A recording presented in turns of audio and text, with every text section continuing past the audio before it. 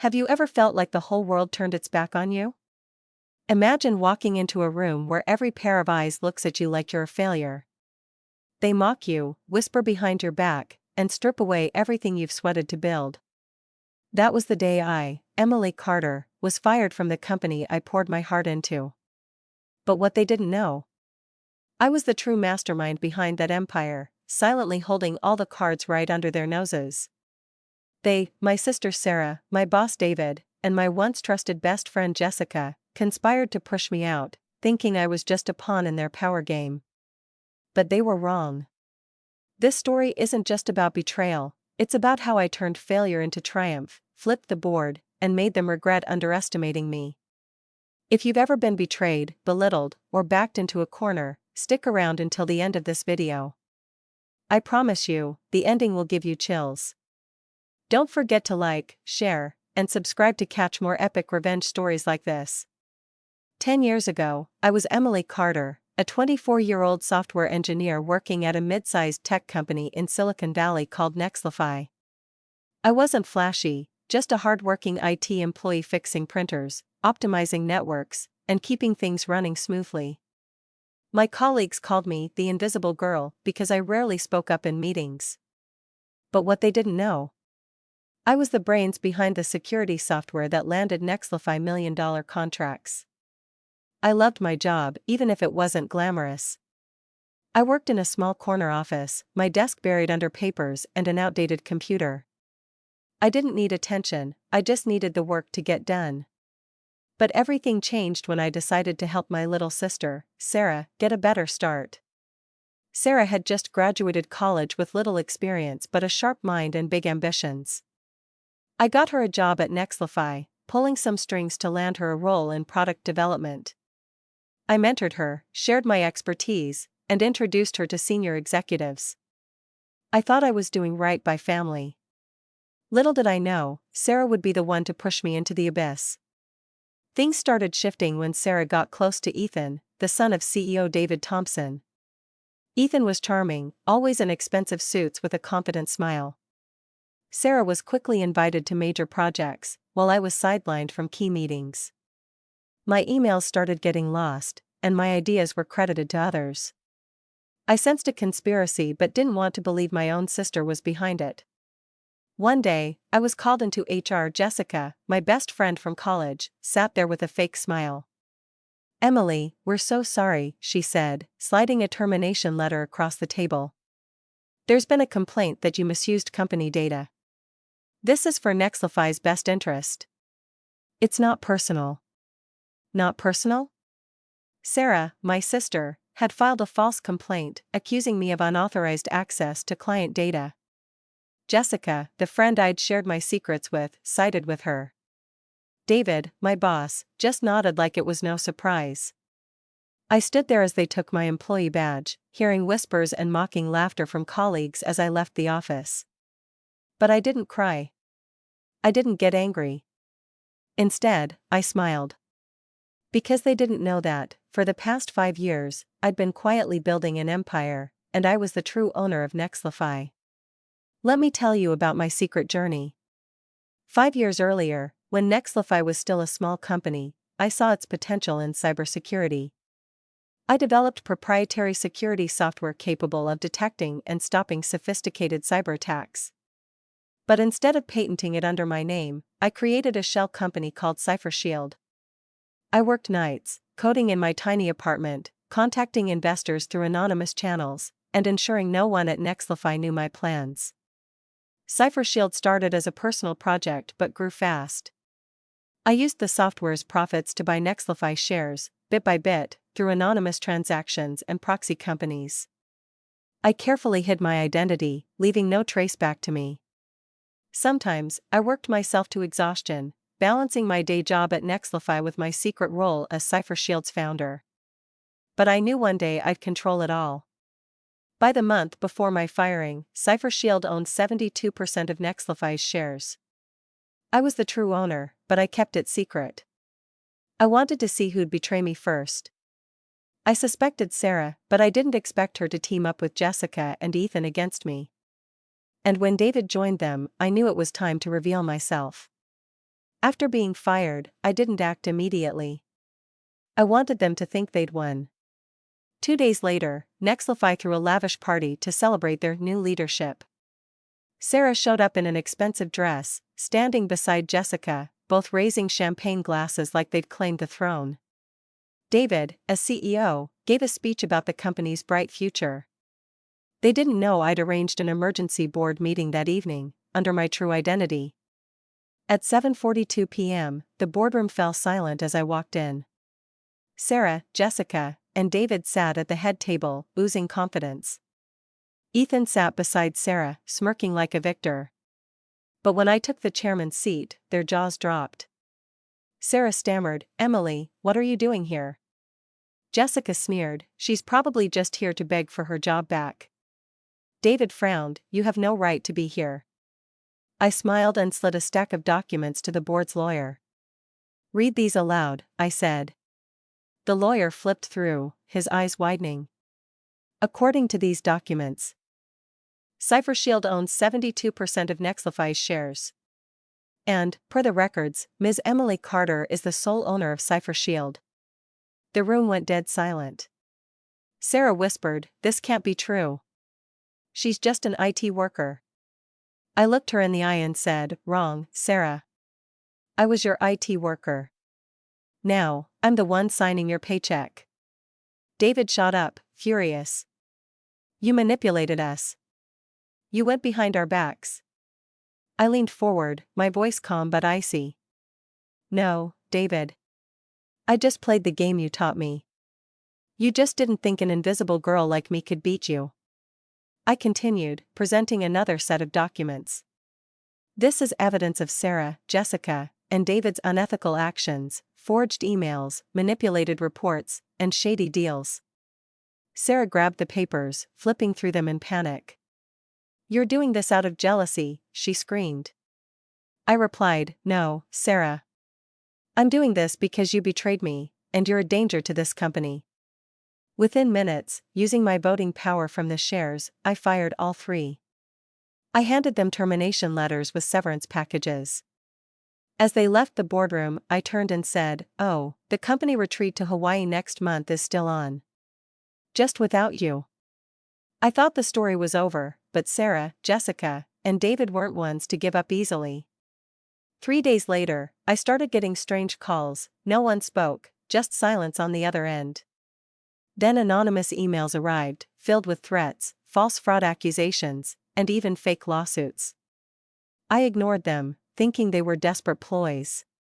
But one night, my apartment was broken into. Nothing was stolen, but my computer was accessed, and files were tampered with. I checked my security cameras. The intruder used my old employee badge, which only Sarah and Jessica had access to in the system. I realized they were sending a message, but I wasn't scared. I hired a private investigation team, who quickly found that Sarah was trying to start a new tech company, using stolen Nexlify files. But when investors ran background checks, they uncovered her scandal. No one wanted to work with her. Jessica tried landing a job at a rival company, but her reputation was ruined. They blamed me, though I hadn't leaked a thing. But that wasn't all.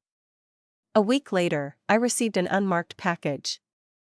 Inside was a USB drive and a note, "Watch this before it's too late." I carefully checked the USB on an air-gapped computer and found a video. In it, a masked figure with a distorted voice said, "Emily Carter, you think you've won, but you don't know the whole story. You're not the only one with secrets." The video ended with a blurry image, a logo of a company I'd never heard of, shadowy. A chill ran down my spine. What was shadowy? Was this Sarah and Jessica's new game? Or a threat from an enemy I didn't know? I decided to dig deeper, and what I uncovered sent shivers through me. My investigation team took 2 weeks to find leads on shadowy. It was a shadowy tech company with no public headquarters or clear registration. But they left a trail, a foreign bank account that had sent a large sum to fund CipherShield's early days, 15 years ago. I'd always thought that money came from an anonymous investor through an intermediary, but now I realized I'd been used. Digging further, I found ShadowSync was linked to someone named Daniel Reed, my old business partner. Daniel and I worked together as college students. We were two nobodies coding in a cheap apartment, dreaming of changing the tech world.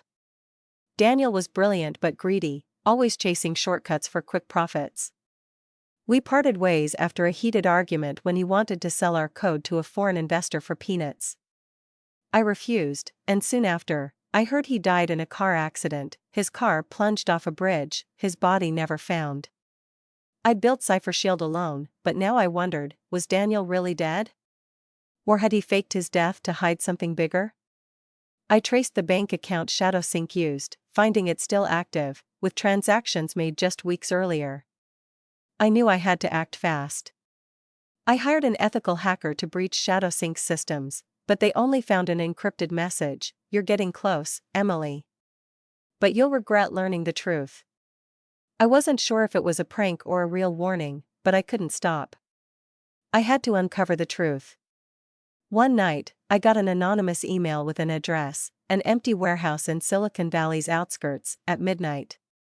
I knew it could be a trap, but I couldn't ignore it. I brought a recording device and alerted my security team to stand by. When I arrived at the warehouse, a figure stepped from the shadows. "Long time, Emily," he said, his familiar voice chilling me. It was Daniel Reed, with a sly grin and his old leather jacket. He looked older but carried the same arrogant confidence. "I thought you were dead," I said, keeping my voice steady. "Almost," he laughed. "But watching you take over Nexlify brought me back. You think you won, but you forgot one thing: I laid the foundation for CipherShield." He handed me a USB. "This is proof. The account I used to fund CipherShield, it's mine. Legally, I own 49% of your company. Keep this quiet, and you'll share power." My stomach churned. "No way. You signed away your rights." "I forged the signature," he cut in, smirking. "And now I want my cut. Half the profits, half the power, or I'll expose everything: the board, the press, the investors." I looked at him, calm, then smiled. "You didn't come back for power. You came back because you're broke." His smirk faded. "You wouldn't wait 15 years if things were fine. That USB is a bluff." I pulled out my own documents. "I knew you were alive. I tracked the account you used to fund CipherShield, and I bought it out 6 months ago. You used a dead man's account, and I used it to bury you legally. You don't own 49% of anything. You're just a ghost." Security lights flashed on. My legal and security team stepped in. Daniel backed away, panicking. "You set me up." "No," I said. "I just finished the story you tried to erase." As he was escorted out, I stood there, breathing deeply. I had no family left, no friends from my old world, but I had peace. And that was priceless. Back at the office, I hung a new frame on the wall. It read, "They fired me, but I owned everything they built." Below, I added, "And when the ghosts came back, I buried them." I stood there, staring at it, feeling a peace I hadn't known in years. But deep down, I knew the story wasn't truly over. People like Sarah, Jessica, and Daniel never give up easily. And ShadowSync, that name still haunted me like an unsolved shadow. This story isn't just about revenge. It's about rising from ashes, turning betrayal into fuel, and proving the underestimated can win.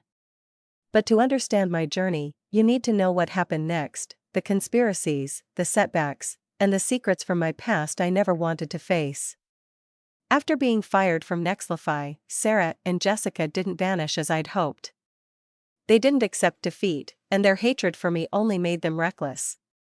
I hired a private investigation team to track them, not out of fear, but to see how far they'd go. What I found was a string of failed schemes, but no less dangerous. Sarah, always ambitious but impatient, decided to start a new tech company, Brightspark, to compete directly with Nexlify in cybersecurity. She used stolen Nexlify files, thinking they'd attract big investors. she pitched to a group of venture capitalists in San Francisco, led by Michael Chen, a renowned entrepreneur known for backing tech startups. Sarah presented with confidence, claiming she was the mastermind behind Nexlify's major projects, even using my old presentation slides with her name swapped in. But Michael Chen wasn't easily fooled. He demanded background checks and data origins. His team found the files traced back to Nexlify, and Sarah had no rights to them. Her firing scandal had also spread in tech circles. A TechCrunch article exposed her unethical behavior, though I wasn't behind it. Chen cancelled their next meeting, and Brightspark collapsed before launch. Sarah tried other investors, but the rumors had spread. Desperate, she turned to shady Eastern European investors tied to money laundering, thinking they wouldn't care about her past. But my team was watching. They uncovered emails between Sarah and these investors. I didn't intervene directly but sent an anonymous tip to the FBI, revealing the investors were under investigation. Sarah's deals were frozen, and she faced questioning by authorities. Though not arrested, her reputation was destroyed. She moved to a small suburban apartment, living quietly, far from the tech world. Jessica, my former best friend, took a different path. After her firing, she tried rebuilding her career by applying to Quantum Tech, a Nexlify rival. A talented HR professional, she thought her experience would land her a senior role. But I'd ensured, without leaking directly, that her unethical actions at Nexlify were in a public database recruiters could access. Quantum Tech rejected her after a background check. She tried other companies but was repeatedly turned down for vague reasons. Eventually, she turned to freelance HR consulting for small startups. Even there, she struggled. A major client, Nova Labs, cancelled her contract after receiving an anonymous email with old messages where Jessica discussed helping Sarah frame me. Jessica became obsessed with revenge. She contacted Sarah, proposing they team up to take me down. They met at a small San Jose cafe, planning a negative PR campaign against Nexlify, aiming to hire a PR team to spread stories accusing Nexlify of fraud and internal discrimination. But their plan failed when Lisa Nguyen, a former Nexlify colleague, secretly recorded their conversation and sent it to me. Lisa, one of the few colleagues I trusted, worked in marketing and resented Sarah's unfair promotion via Ethan. When she learned of their scheme, she sided with me, sending me the recording where Sarah said, "We just need to make Emily look like a fraud. No one cares about the truth, they want drama." I didn't act immediately, letting them think their plan was moving forward. But I quietly contacted Rachel Harper, a media lawyer, to prepare a counterstrike. Rachel suggested suing Sarah and Jessica for defamation if they published anything treasure hunt. System, I'm sorry, but the text you provided is too long for me to translate in full while keeping the response concise and following the instruction to provide the shortest possible answer. However, I can offer a summarized translation or translate a specific excerpt if you'd like. Alternatively, I can provide the full translation in a concise manner by focusing on key points. Please let me know your preference.